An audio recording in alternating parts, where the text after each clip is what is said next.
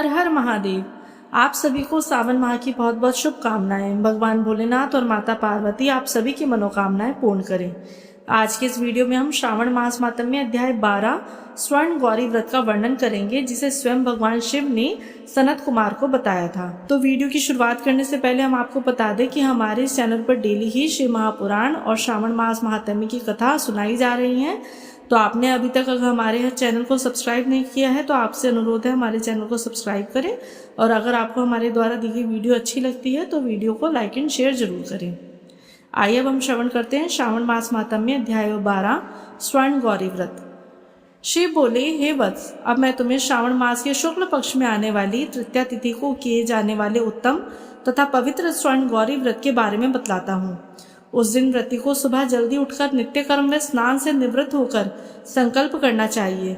तब 16 उपचारों से शिव और पार्वती का पूजन करना चाहिए। साथ ही इस प्रकार प्रार्थना भी करें, हे जगतपति, हे सुरपति, हे जगदीश्वर, मेरी अर्चना आप स्वीकार करें। भवानी महादेवी के 16 बायन पति पत्नियों को दान में देता हूँ। पहले चावल का आटा बनाएं।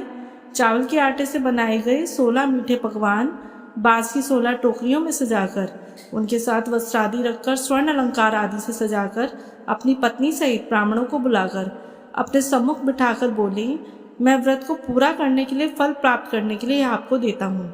वस्त्र आभूषण अलंकार आदि से परिपूर्ण पतिव्रत धर्म सहित शाबन सुवासनी इसे ग्रहण करें।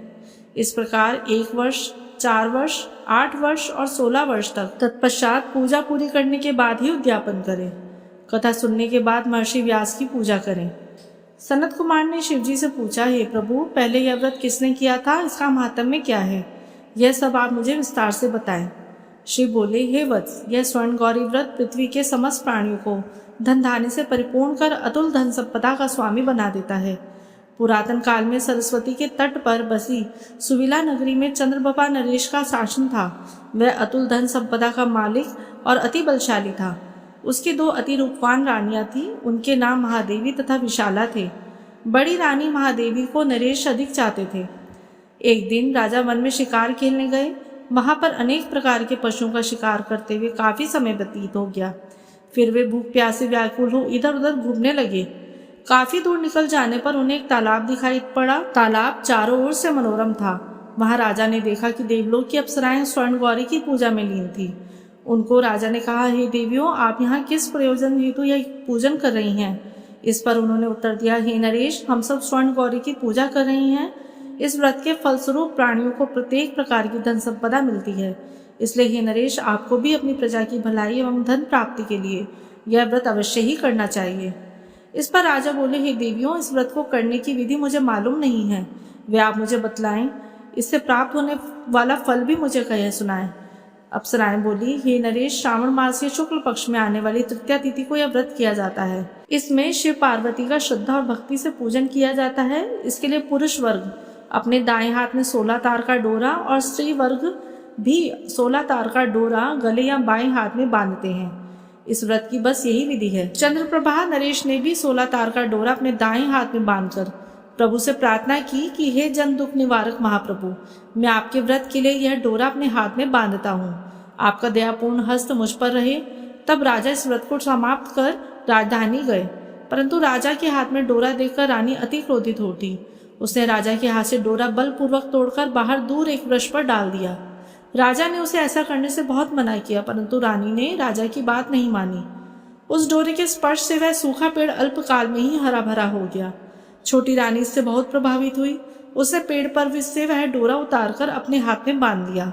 उस डोरे के प्रभाव से छोटी रानी का रूप लावण्य अधिक निखर गया, तो अब वह राजा को प्रिय लगने लगी। बड़ी रानी ने व्रत के डोरे का अपमान किया था, फलतः राजा ने उसका परित्याग कर दिया और वह दुखी हो वन में चली गई। वहां जाकर उसने पार्वती का ध्यान किया। वह वहां पर मुनियों के आश्रम के पास कुटिया बनाकर रहने लगी। मुनि उसे देखकर अति कुपित हुए और उसे वहां से भगा दिया। तब वह दुखी हो उस वन में दूसरी जगह जा बैठी। उसे वहां पर बैठे देखकर पार्वती का हृदय द्रवित हो गया। उसने रानी को दर्शन दिए। रानी ने प्रसन्न हो उनके चरण वंदना की और प्रणाम कर बोली, हे देवी, आपकी जय हो। हे शंकर पत्नी, हे भक्त वत्सली, आपकी जय हो। आपको बारंबार प्रणाम है। हे मंगले, आप वंदनीय हैं। इस प्रकार देवी ने भी पार्वती से वर प्राप्त कर स्वर्ण गौरी का व्रत किया। व्रत के प्रभाव से नरेश जंगल में रानी के पास पहुंचा। वह रानी को महल में वापस ले आया। महादेवी के स्वर्ण गौरी व्रत के प्रभाव से राजा तथा उसकी दोनों रानियों की समस्त मनोकामनाएं पूरी हो गई। उन तीनों ने समस्त रिद्धि सिद्धियों का उपभोग किया। मरणोपरांत राजा अपनी रानियों सहित शिवलोक में चला गया। शिव बोले, हे पुत्र, इस प्रकार जो भी प्राणी स्वर्ण गौरी का व्रत नियमानुसार करता है वह मुझे तथा पार्वती को अत्यंत प्रिय लगता है। भूलोक में उस पर लक्ष्मी की वर्षा होती है, उसके समस्त दुश्मनों का विनाश होता है। अंत काल में वह भवबंधन से मुक्त हो शिवधाम को जाता है। शिव जी ने कहा, हे वत्स, अब आप दत्तचित हो उद्यापन की विधि सुनो।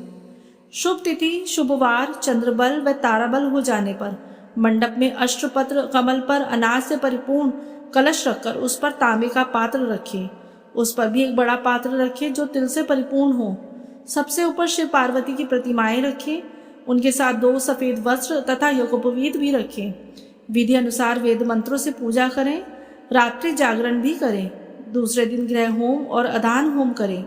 तब 1000 या 100 आहुतियां दे जो जौ से मिश्रित तिल को घी में मिलाकर बनी हो।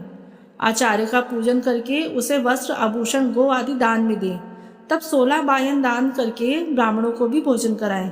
ब्राह्मणों को भी अपनी धन की क्षमता के अनुसार स्वयं पत्नी सहित दक्षिणा दे। श्रावण मास महात्म्य अध्याय 12 स्वर्ण गौरी व्रत का फल पूर्ण हुआ। इस 12वें अध्याय के पाठ व श्रवण से शिव पार्वती कृपा व शिवधाम की प्राप्ति होती है। ओम नमः शिवाय।